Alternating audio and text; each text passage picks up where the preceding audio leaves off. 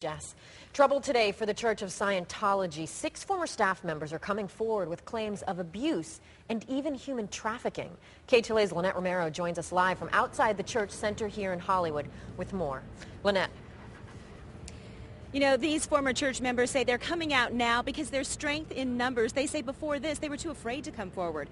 Now, the Church of Scientology admits they have no shortage of critics, but they say they have an abundance of members who couldn't be happier.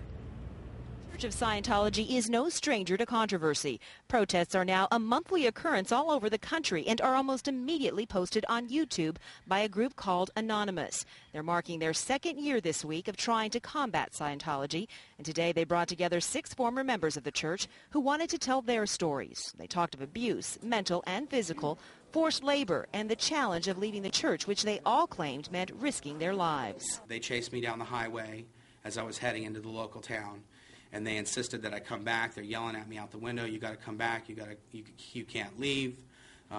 Think about what you're doing." And I just refused.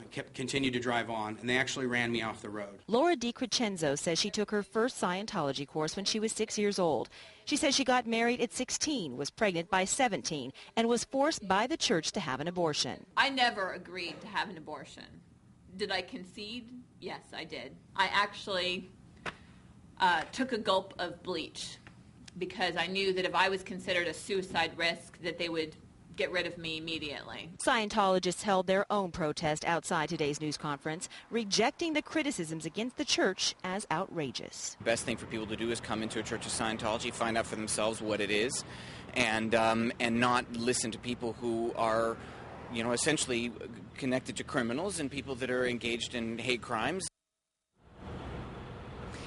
Now, 2 of the 6 people at today's news conference are suing the Church of Scientology.